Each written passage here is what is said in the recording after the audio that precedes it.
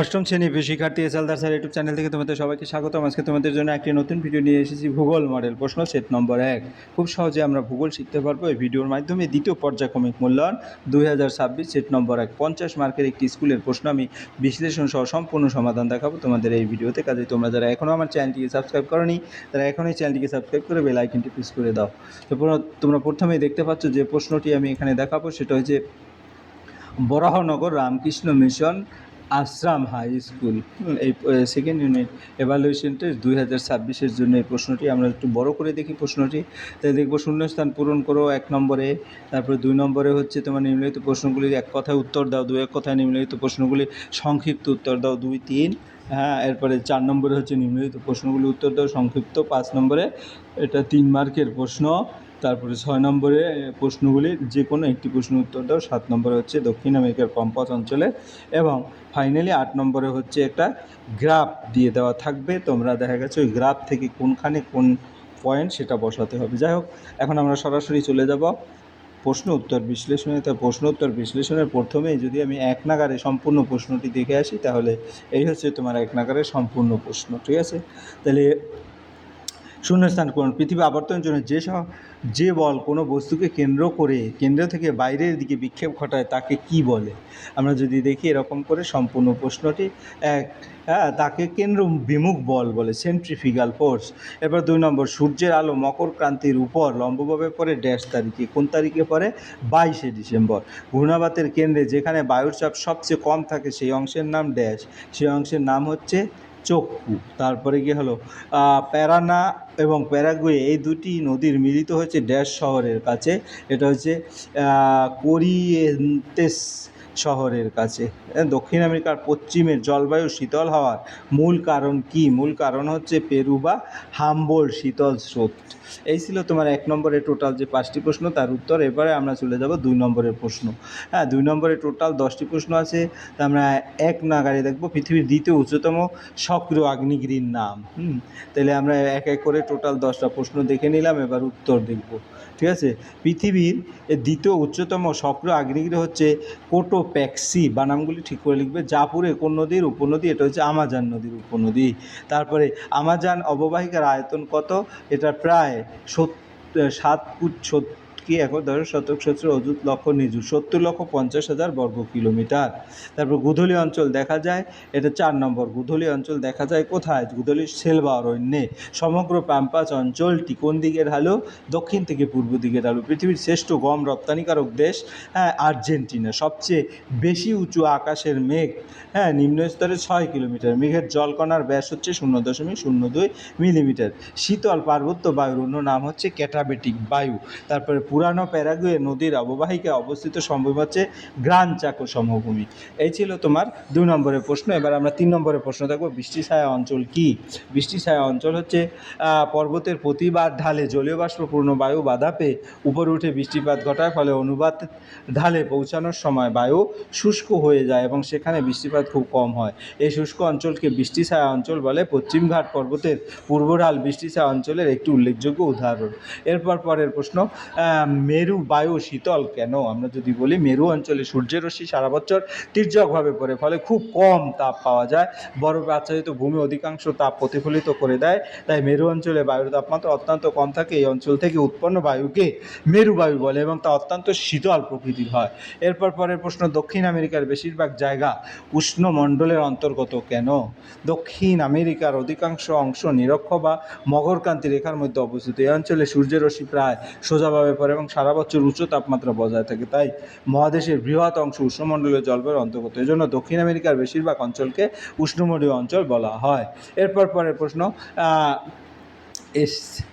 স্টেনোসিয়া কি? স্টেনোসিয়া হলো দক্ষিণ আমেরিকার পম্পাস অঞ্চলে অবস্থিত বৃহৎ গবাদি পশুপালন খামার। এখানে বিস্তীর্ণ তৃণভূমি, গরু, ভেড়া, অন্যান্য পশুপালন করা হয়। আধুনিক পদ্ধতিতে পশুপালন, দুগ্ধ উৎপাদন করা হয়। আর্জেন্টিনা এবং উরুগুয়ের পম্পাস অঞ্চলে স্টেনোসিয়া বিশেষভাবে দেখা যায়। এরপর পরের প্রশ্ন হচ্ছে 3 নম্বর হয়ে গেল। এবার 4 নম্বরের প্রশ্ন, নিম্নলিখিত প্রশ্নগুলো সংক্ষিপ্ত উত্তর দাও। যে কোনো দুটি। বায়ুর চাপ বলয়ের স্থান পরিবর্তন হয় কেন? বায়ুর চাপ বলয়ে পৃথিবীর বার্ষিক পরিক্রমণ এবং পৃথিবীর অক্ষের 23.5 ডিগ্রি হেলে থাকার কারণে সূর্য লম্বরশ্মি অবস্থান বছরে বিভিন্ন সময় পরিবর্তিত হয়। এর ফলে তাপ বলয়গুলো উত্তর ও দক্ষিণ দিকে সরে যায়। তাপমাত্রা পরিবর্তনের সঙ্গে সঙ্গে বায়ুর উষ্ণতা ঘনত্ব পরিবর্তিত হয়, যার প্রভাবে বায়ুচাপ বলয়গুলো স্থান পরিবর্তন করে। জুন মাসে বায়ুচাপ বলয় উত্তর দিকে এবং ডিসেম্বর মাসে দক্ষিণ দিকে সরে যায়। এই স্থানান্তর স্থায়ী নয়, বরং ঋতুভেদে পরিবর্তিত হয়, তাই বায়ুচাপ বলয় স্থির না থেকে উত্তর দক্ষিণ দিকে সরে যায়। পরের প্রশ্ন হচ্ছে কি, নাতিশীতোষ্ণ ঘূর্ণবাদ সৃষ্টির কারণ কি? নাতিশীতোষ্ণ অঞ্চলে উষ্ণ ক্রান্তীয় বায়ু এবং শীতল মেরুবায়ু সংঘর্ষের ফলে একটি সম্মুখ ভাগ ফ্রন্ট সৃষ্টি হয়। উষ্ণ বায়ু হালকা হওয়ায় শীতল বায়ুর উপর উঠে যায় এবং ধীরে ধীরে ঠান্ডা হয়ে ঘনীভূত হয়। এর ফলে মেঘ ও বৃষ্টিপাত সৃষ্টি হয়। একই সঙ্গে উষ্ণ শীতল বায়ুর চাপের পার্থক্য নিম্নচাপের সৃষ্টি করে। পৃথিবীর আবর্তনের ফলে কোরিওলিস বলের প্রভাবে বায়ু ঘূর্ণায়মান হয়, নাতিশীতোষ্ণ ঘূর্ণাবাত গঠন করে। এই ঘূর্ণাবাত সাধারণত পশ্চিমা বায়ুপ্রবাহ অঞ্চলে বেশি দেখা যায়। পরের প্রশ্ন হচ্ছে কিউমুলোনিম্বাস মেঘের বৈশিষ্ট্য লেখো। কিউমুলোনিম্বাস মেঘ হলো অত্যন্ত ঘন কালো এবং বিশাল আকৃতি উল্লম্বভাবে বিস্তৃত মেঘ। এটি সাধারণত প্রবল পরিচলনের ফলে সৃষ্টি হয় এবং এর উচ্চতা 12 থেকে 14 কিলোমিটার এবং তারও বেশি হতে পারে। এই মেঘের উপরের অংশ অনেক সময় নেহাই বা ছাতার মতো আকৃতি ধারণ করে। কিউমুলোনিম্বাস মেঘ থেকে বজ্রপাত, বিদ্যুৎ চমক, প্রবল ঝড়, শিলাবৃষ্টি এবং অতি ভারী বৃষ্টিপাত ঘটে। গ্রীষ্মকালে কালবৈশাখী ঝড়ের সঙ্গে এই মেঘের ঘনিষ্ঠ সম্পর্ক রয়েছে। এটি আবহাওয়ার সবচেয়ে শক্তিশালী বৃষ্টিবাহী মেঘগুলোর মধ্যে অন্যতম। পরের প্রশ্ন হচ্ছে তোমার 5 নম্বর, সেলভা অরণ্যের বৈশিষ্ট্য লেখো। 3 দুগুণে 6 মার্ক এখানে। সেলভা অরণ্যের বৈশিষ্ট্য যদি বলি, সেলভা অরণ্য পৃথিবীর বৃহত্তম নিরক্ষীয় চিরহরিৎ অরণ্য, যা প্রধানত আমাজন অববাহিকার বিস্তৃত। এই অঞ্চলে সারা বছর উচ্চ তাপমাত্রা প্রচুর বৃষ্টিপাত হয়, ফলে গাছপালা ঘন, উঁচু এবং বহু স্তর বিশিষ্ট হয়ে ওঠে। বৃক্ষগুলোর উচ্চতা অনেক সময় 50 থেকে 60 মিটার পর্যন্ত হয়। ঘন বৃক্ষাচ্ছাদিত কারণে সূর্যের আলো প্রায় মাটিতে পৌঁছায় না। এখানে মেহগনি, রোজউড, রাবার, এবনি প্রভৃতি মূল্যবান বৃক্ষ জন্মায়। বিভিন্ন প্রজাতির লতা, গুল্ম, অর্কিড এবং বন্যপ্রাণী এই অরণ্যে প্রচুর পরিমাণে দেখা যায়। জীববৈচিত্র্যের দিক থেকে সেলভা অরণ্য পৃথিবীর অন্যতম সমৃদ্ধি বনভূমি। এরপরের প্রশ্ন, দক্ষিণ আমেরিকার জলবায়ুতে অক্ষাংশগত প্রভাব কতখানি? দক্ষিণ আমেরিকার জলবায়ু নির্ধারণে অক্ষাংশ প্রভাব অত্যন্ত গুরুত্বপূর্ণ। মহাদেশটির উত্তরাংশে নিরক্ষ অঞ্চল অবস্থিত হয়, সেখানে সারা বছর উষ্ণ আর্দ্র জলবায়ু বিরাজ করে। নিরক্ষ অঞ্চল থেকে দূরে গেলে ক্রান্তীয় সাভানা জলবায়ু দেখা যায়, যেখানে ঋতুভেদে বৃষ্টিপাতের তারতম্য ঘটে। আরও দক্ষিণ নাতিশীতোষ্ণ অঞ্চলে পম্পাস তৃণভূমির জলবায়ু লক্ষ্য করা যায়, যা কৃষিকাজের জন্য উপযোগী। মহাদেশের দক্ষিণ প্রান্তে তাপমাত্রা ক্রমশ হ্রাস পেয়ে শীতল জলবায়ুর সৃষ্টি হয়, তাই বলা যায় অক্ষাংশের পরিবর্তনের সঙ্গে দক্ষিণ আমেরিকার জলবায়ুর প্রকৃত বৈশিষ্ট্য পরিবর্তিত হয়। পরের প্রশ্ন হচ্ছে পম্পাসের কৃষিকাজ সম্পর্কে কি জানো? পম্পাস দক্ষিণ আমেরিকার একটি বিস্তীর্ণ উর্বর তৃণভূমি অঞ্চল, যা প্রধানত আর্জেন্টিনা, উরুগুয়েতে অবস্থিত। এখানে উর্বর দোআঁশ মাটি এবং অনুকূল নাতিশীতোষ্ণ জলবায়ু কৃষিকাজের জন্য অত্যন্ত উপযোগী। গম, ভুট্টা, যব ও সূর্যমুখী প্রধান ফসল হিসেবে উৎপাদিত হয়। বৃহৎ খামারে আধুনিক যন্ত্রপাতি ব্যবহার করে বাণিজ্যিক কৃষিকাজ পরিচালিত হয়। পম্পাস অরণ্যে গবাদি পশুপালন খুব উন্নত। মাংস ও দুগ্ধজাত দ্রব্য উৎপাদনে বিশেষ খ্যাতি রয়েছে। আর্জেন্টিনা বিশ্বের অন্যতম গম ও গমজাত দ্রব্য রপ্তানিকারক দেশ, তাই পম্পাসকে দক্ষিণ আমেরিকার শস্যভাণ্ডার বলা হয়। পরের প্রশ্ন হচ্ছে 6 নম্বরের প্রশ্ন, পৃথিবীর যে কোনো 3টি সাময়িক বায়ু সম্পর্কে আলোচনা করো। তাহলে পৃথিবীর যে কোনো 3টি সাময়িক বায়ু যদি বলি, সাময়িক বায়ু হলো সেই বায়ু যা নির্দিষ্ট সময়ে ঋতু পরিবর্তনের ফলে প্রবাহিত হয়। পৃথিবীর প্রধান 3টি সাময়িক বায়ু হলো স্থলবায়ু, সমুদ্রবায়ু ও মৌসুমী বায়ু। স্থলবায়ু রাতে স্থলভাগে সমুদ্রের তুলনায় দ্রুত শীতল হয়, উচ্চ চাপের সৃষ্টি হয়, ফলে স্থলভাগ থেকে সমুদ্রের দিকে বায়ু প্রবাহিত হয়, স্থলবায়ু বলে। এরপর সমুদ্রবায়ু দিনের বেলায় স্থলভাগ দ্রুত উত্তপ্ত হয়, নিম্নচাপ সৃষ্টি করে, তখন সমুদ্রের উচ্চচাপ অঞ্চল থেকে স্থলভাগের দিকে বায়ু প্রবাহিত হয়, একে সমুদ্রবায়ু বলে। ঋতু পরিবর্তনের সঙ্গে যে বায়ু তার প্রবাহের দিক পরিবর্তন করে তাকে মৌসুমী বায়ু বলে। দক্ষিণ ও দক্ষিণ পূর্বে এসে এই বায়ুর প্রভাব বিশেষভাবে লক্ষ্য করা যায়। এই সাময়িক বায়ুগুলো স্থানীয় আবহাওয়া, তাপমাত্রা নিয়ন্ত্রণ, বৃষ্টিপাত সৃষ্টিতে গুরুত্বপূর্ণ ভূমিকা পালন করে। এরপরের প্রশ্ন, চিত্রসহ পরিচালন বৃষ্টিপাত, ঘূর্ণিবাদ বৃষ্টি সম্পর্কে আলোচনা করো। আমরা এটা পরিচালন বৃষ্টিপাত, এটা ঘূর্ণিবাদ বৃষ্টিপাত আমরা দেখতে পাচ্ছি। এরকম চিত্র তোমরা কিন্তু এঁকে নেবে। এরপরে আমরা সরাসরি উত্তর দেবো পরিচালন বৃষ্টিপাত। সূর্যের তাপে ভূপৃষ্ঠ অতিরিক্ত উত্তপ্ত হলে তার সংস্পর্শে থাকা বায়ু গরম হয়ে হালকা হয় এবং উপরে উঠতে থাকে। উপরে উঠে বায়ু ঠান্ডা হয়ে জলীয়বাষ্প ঘনীভূত করে মেঘের সৃষ্টি করে। পরবর্তীতে সেই মেঘ থেকে প্রবল বৃষ্টিপাত হয়। এ ধরনের বৃষ্টিপাতকে পরিচালন বৃষ্টিপাত বলে। নিরক্ষ অঞ্চলে বিশেষত আমাজন অববাহিকায় এই বৃষ্টিপাত বেশি দেখা যায়। ঘূর্ণিবাদ বৃষ্টিপাত মানে সাইক্লোন রেইনফল।